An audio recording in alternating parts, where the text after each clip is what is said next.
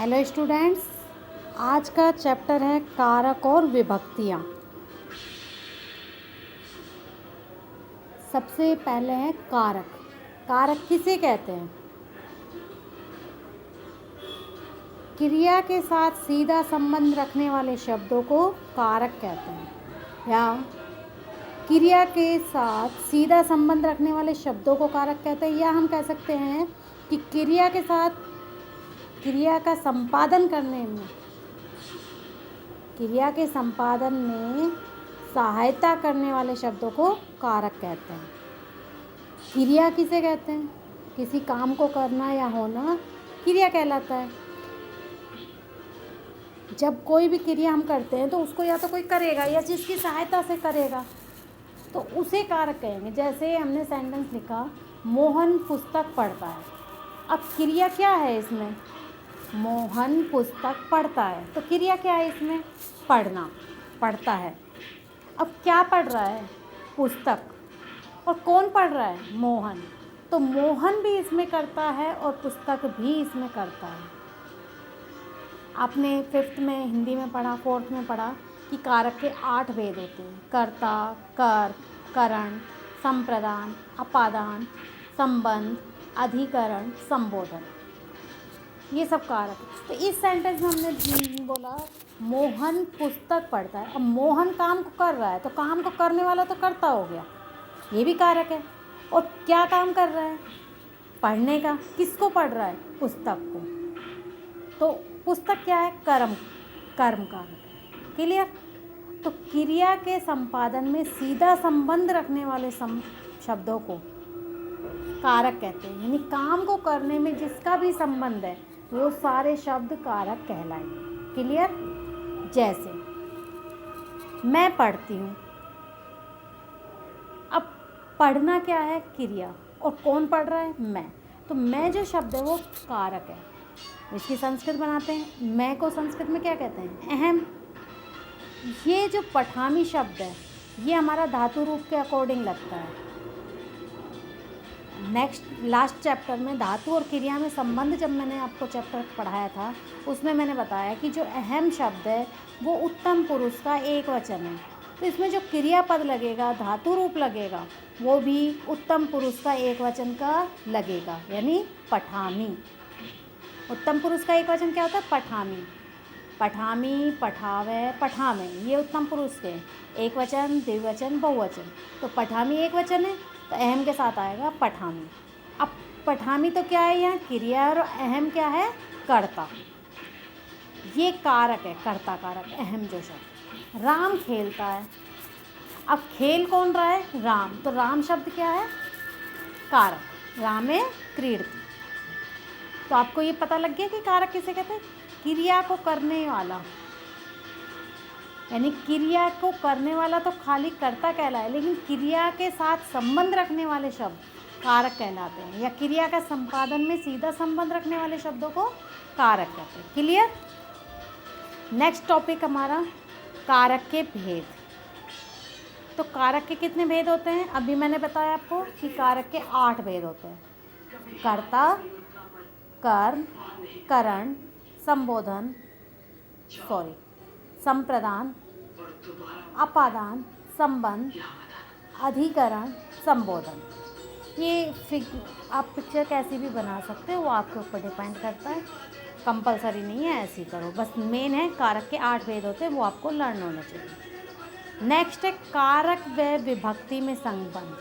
अब अभी हमारा लेसन का नाम था कारक और विभक्ति। तो कारक तो हमने पढ़ लिया कि कारक किसे कहते हैं, कितने प्रकार के होते हैं। अब विभक्ति क्या है? जैसे हिंदी में कारक होते हैं, संस्कृत में जब शब्द रूप हम पढ़ते हैं, संज्ञा या सर्वनाम के, वो सब विभक्ति के अकॉर्डिंग चलते हैं। तो कारक जितने होते हैं उतनी ही विभक्तियाँ होती हैं। कर्ता जो कारक है उसका चिन्ह होता है ने, कर्ता ने, तो इसकी विभक्ति होती है प्रथमा। कर्म को विभक्ति द्वितीया, करण कारक की विभक्ति तृतीया, संप्रदान चतुर्थी विभक्ति, अपादान पंचमी, संबंध षष्ठी और अधिकरण सप्तमी। संबोधन कारक का विभक्ति क्या होती है संबोधन कारक में? संबोधन ही होती है, क्योंकि विभक्तियाँ जो होती है वो 7 होती है, 8वां संबोधन होता है। और ये बीच में इसके चिन्ह है कर्ता ने, कर्म को, करण से यानी के द्वारा, विद, बाय, संप्रदान के लिए, फॉर। इंग्लिश इसलिए बताई जाती है बीच में कि आपको अच्छे से समझ आ जाए। अपादान में से यानी फ्रॉम, अलग होना। संबंध काके की, अधिकरण में पर, आधार, ओन। ओके। संबोधन हे, ओ, अरे, यानी जब किसी का संबोधन किया जाता है तो आता है। इसमें एक्सक्लेमेटरी साइन भी लगता है, यानी विस्मयादि बोधक चिन्ह भी लगता है।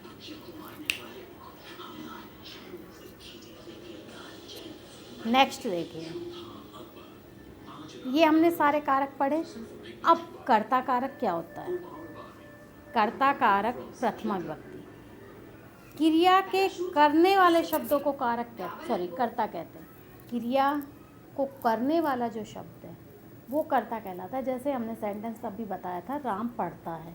अब पढ़ना क्रिया है, और कौन पढ़ रहा है? राम। तो राम शब्द क्या है इसमें? कर्ता। राम लिखता है तो रामे लिखती। अब लिखती क्रिया है इसमें। क्रिया को संस्कृत में धातु कहते हैं, ये पिछले चैप्टर में मैंने आपको बताया। तो जो लिखती शब्द है वो धातु रूप है, और राम में जो शब्द है राम है, ये क्या है? हमारा कर्ता है। ठीक। नेक्स्ट है कर्म कारक द्वितीय विभक्ति। कर्ता जिस शब्द को सबसे अधिक चाहता है उसे कर्म कारक कहते हैं। जैसे राम पुस्तक पढ़ता है, कर्म किसे कहते हैं?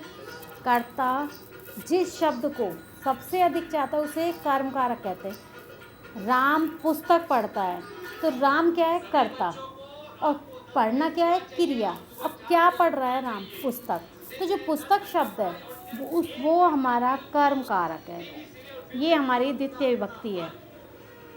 तो इसका रूप, अब ये कहोगे पुस्तकम, फल शब्द के रूप याद किए, फलम फले फलानी।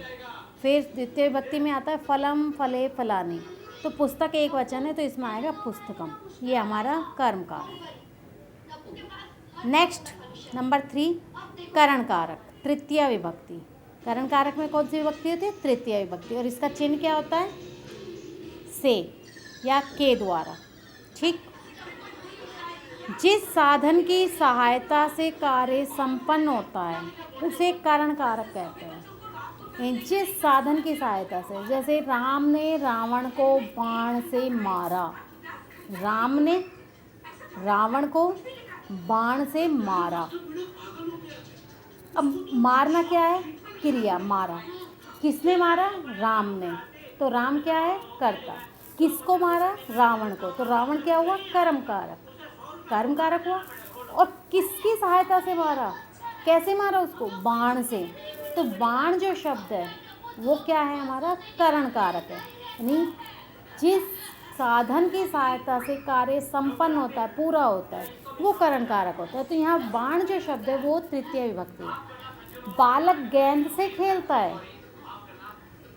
बालक खेल रहा है, बालक क्या है? कर्ता।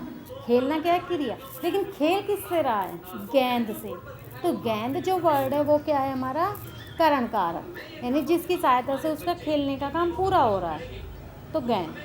अब ऐसे इसमें उदाहरण देखिए, मैं कलम से पत्र लिखती हूँ।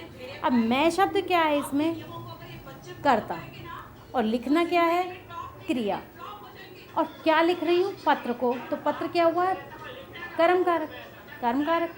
लेकिन किसकी सहायता से लिख रही हूँ? कलम से।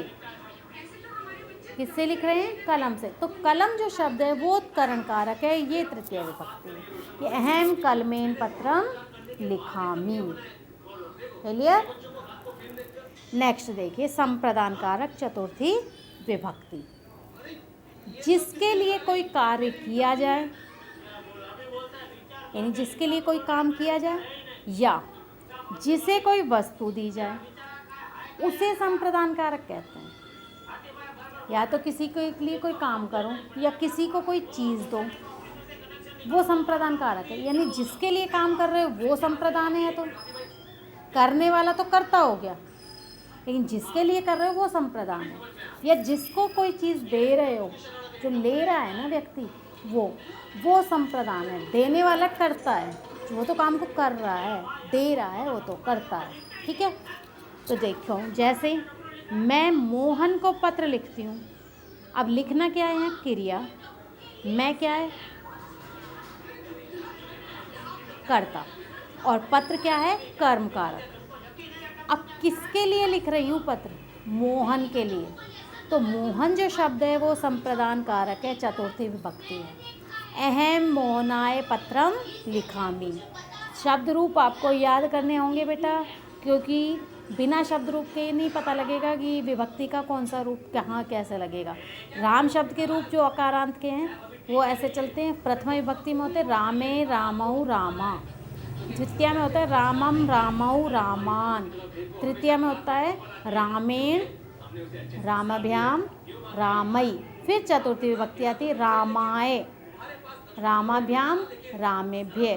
तो मोहन क्या शब्द है, एक वचन का, तो रामाय होता है तो मोहन आए। क्लियर। अब सीता राम को वस्त्र देती है, तो सीता तो करता है, वो दे रही, लेकिन किसको, राम को। तो राम क्या है, चतुर्थी विभक्ति आएगी, संप्रदान कारक है, यानी राम आए। और क्या दे रही है, वस्त्र, तो वस्त्र में द्वितीय विभक्ति आएगी वस्त्रम। फल के अकॉर्डिंग चलेंगे, कारांत नपुंसक लिंग है। और देना क्या होता है, यच्छ धातु भी होती है और दा धातु भी होती है। तो या तो यच्छति लिख सकते हो आप यहाँ पर, और नहीं तो आप यहाँ ददती भी लिख सकते हो। क्लियर, दोनों में से कोई भी लिख सकते हो, दोनों सही है। नेक्स्ट हमारा है अपादान कारक पंचमी विभक्ति। एक वस्तु से दूसरी वस्तु अलग होने पर स्थिर वस्तु में अपादान कारक होता है। जब एक वस्तु से दूसरी वस्तु अलग हो रही है, जब अलग होगी तो एक वस्तु दूर जाएगी, एक तो वहीं टिकी रहेगी ना। जो टिकी हुई वस्तु है उसमें अपादान कारक होता है। जो स्थिर वस्तु है, जैसे गंगा हिमालय से निकलती है। अब गंगा निकल गई, दूर चली गई गंगा, ठीक है, लेकिन किससे निकली, हिमालय से। तो हिमालय तो वहीं स्थिर है, हिमालय तो नहीं निकला वहाँ से, हिमालय नहीं हिल रहा है। तो हिमालय जो शब्द है उसमें पंचमी विभक्ति यानी अपादान कारक है। गंगा हिमालयात निर्गच्छति, निकलने को कहते हैं निर्गच्छति।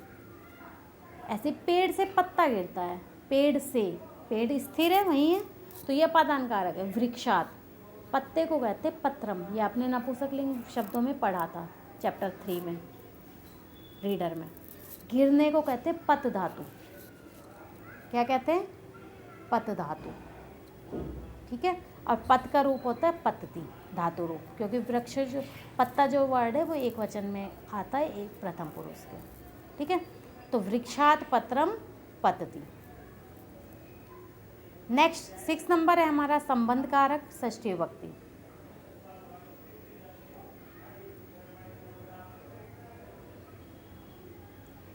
शब्दों में परस्पर संबंध को ही संबंध कारक कहते हैं। यानी एक वस्तु का जब दूसरी वस्तु से या एक व्यक्ति का दूसरे व्यक्ति से जो संबंध होता है आपस में, वो संबंध कारक है। जैसे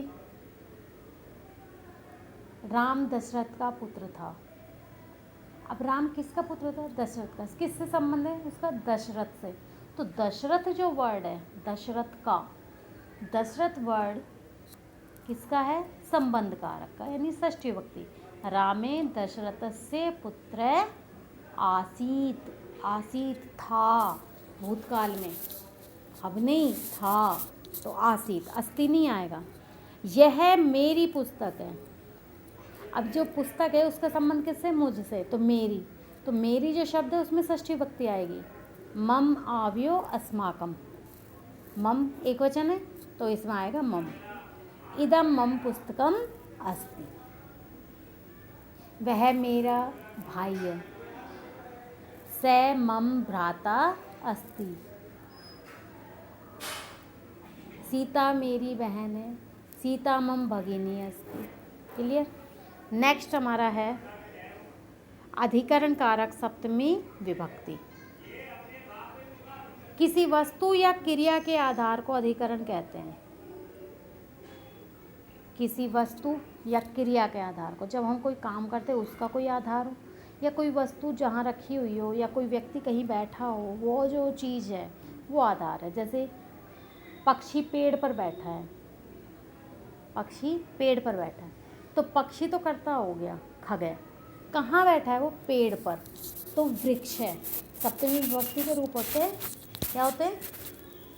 चतुर्थी तक अभी बोले थे, रामाय रामाभ्याम रामे बे। पंचमी में आता है रामात रामाभ्याम रामे बे। षष्ठी में आता है रामसे रामयो रावणाम। फिर सप्तमी में आता है रामे रामयो रामेशु। तो रामे एक वचन, तो वृक्षे, खगे वृक्षे उपविष्टि, उपविष्टि बैठा है, तिष्ठति भी लिख सकते हैं हम उसमें। सांप बिल में रहता है, अब बिल उसका आधार है, सर्प है, बिल है, वस्ति। क्लियर? नेक्स्ट देखिए, संबोधन कारक। जिस शब्द से किसी को पुकार कर अपनी ओर अभिमुख किया जाए उसे संबोधन कहते हैं। अभिमुख यानी अपनी ओर अग्रसर किया जाए, उसके बोलकर कि मेरी अपनी ओर आकर्षित किया जाए, वो होता है। जैसे हे छात्र एक गिलास पानी लाओ, या हे छात्र तुम इधर आओ, बच्चों खड़े हो जाओ। अब बच्चों को संबोधित किया ना, जब हमने कहा बच्चों, तो बच्चे एकदम से हमारी ओर अग्रसित होंगे, अभिमुख होंगे, हमें देखेंगे कि हाँ क्या कह रही है हमें। या सेंटेंस बोला हे राम एक गिलास पानी लाओ, तो जब बोला हे राम तो राम तुरंत सामने देखेगा कि हाँ क्या काम है। एक गिलास पानी लाओ तो उसे हे राम एके चषके जलम आनय। ऐसे हे राम तुम इधर आओ, हे राम त्वम अत्र आगच्छ। क्लियर? ये हमारे थे कारक। किसे कहते हैं? क्रिया के साथ सीधा संबंध रखने वाले शब्दों को कारक कहते हैं। कारक के 8 भेद होते हैं: कर्ता, कर्म, करण, संप्रदान, अपादान, संबंध, अधिकरण, संबोधन। विभक्ति 7 होती है, 8वां संबोधन होता है। प्रथमा, द्वितीया, तृतीया, चतुर्थी, पंचमी, षष्ठी, सप्तमी संबोधन। और सभी कारक की एक एक या दो दो वाक्य आपको आने चाहिए। ठीक है, ये लेसन हमारा कंप्लीट। ये आपको अपनी फेयर नोटबुक में लिखना है। फिर भी अगर कोई चीज़ समझ नहीं आती आप दोबारा से पूछ सकते हैं। Thank you students.